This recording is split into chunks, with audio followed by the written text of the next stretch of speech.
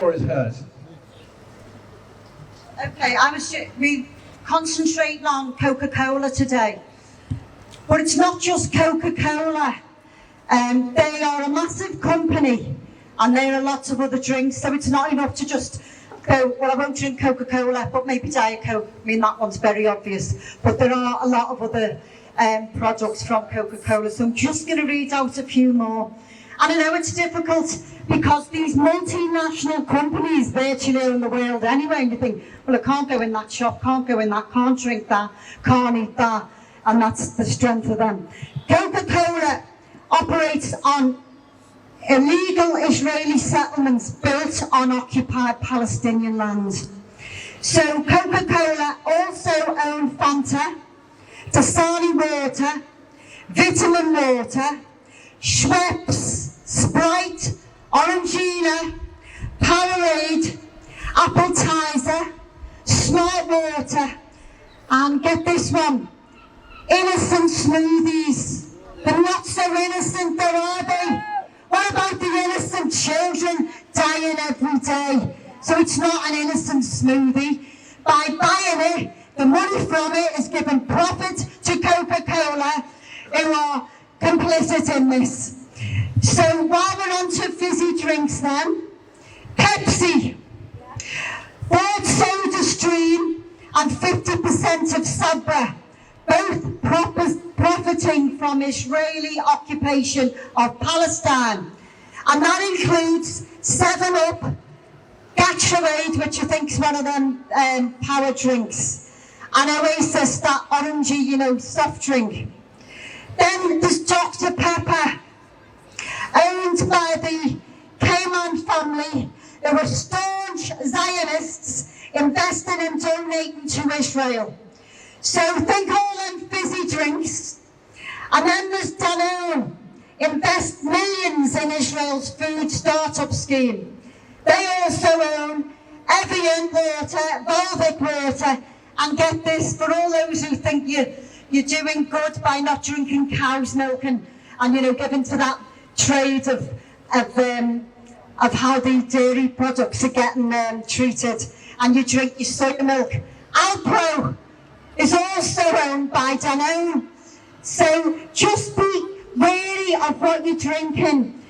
So all them fizzy drinks of what Coca-Cola owns, and Dr. Pepper and Pepsi, just have a look at what you're doing.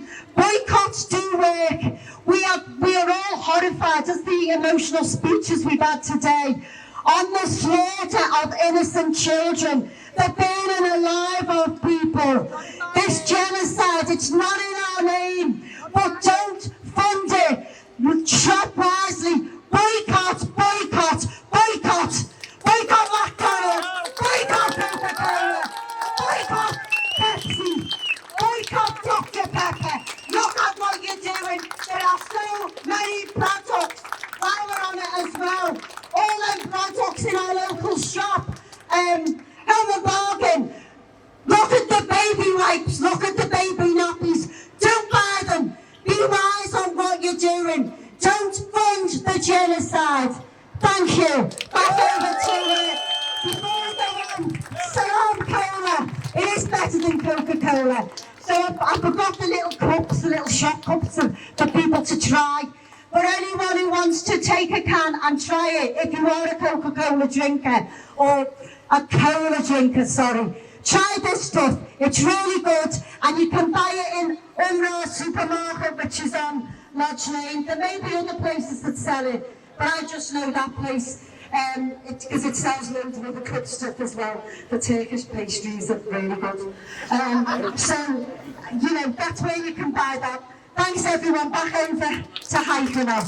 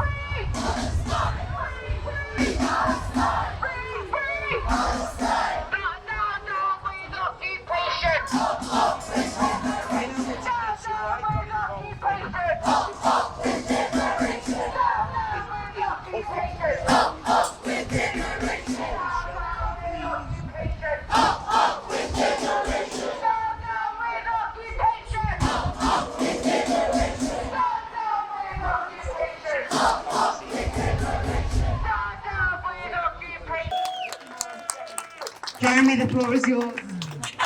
As they say in the International Court of Justice, this board here, if you want to be photographed, it's you behind the board who looks much better than me behind the board. If you want to come and be photographed behind it, the board is yours. There's just a couple of boycott news which you should have, which is good news, because just some of these boycott actions are having an effect.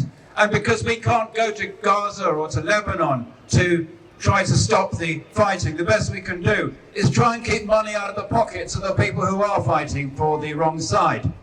That's why boycott is important, that's why sanctions are important, and if you can get somebody to divest, then so much the better. And let's have a massive hand for the students and the staff of Liverpool John Moores University who've got to stop them banking at Barclays.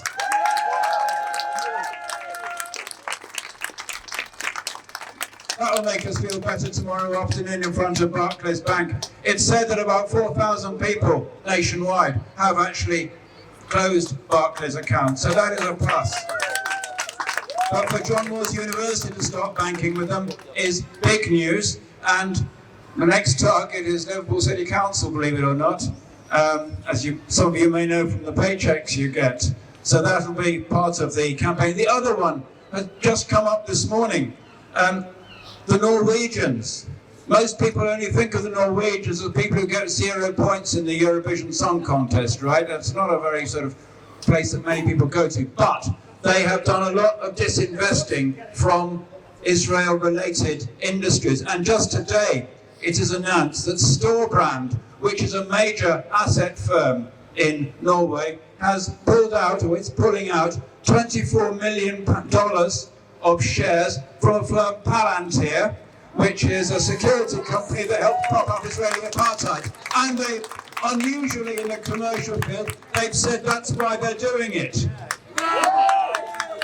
Most of the disinvestors say, well, we've got commercial concerns, we have this, that and the other and so on, anything but the real reason. Well, here they're calling it a spade and saying, because Palantir is involved in the Israeli apartheid system, I'm not quite sure if they use those exact words, you understand, but nevertheless, that is why they're getting out. And they won't be the last, because the Israeli economy is starting to tank. As I for one keep saying, and it's true, that one by one, firms are realizing that it is bad for business. And that's a new bit of language for the boycott movement. Up until now, most of the time we're saying, look, you should get out for moral reasons. Well, actually now that is turning into commercial reasons as a reason for disinvesting. So that is news we thought you should give. Can I just steal one moment more of the floor to give a final plug for the donations bucket, which is here. Thank you to Sammy for taking it round. Thank you, mate. It goes to finance relief work in Khan Yunis, which is pioneered by Moshe Al-Farah of Sheffield Palestine Solidarity Campaign.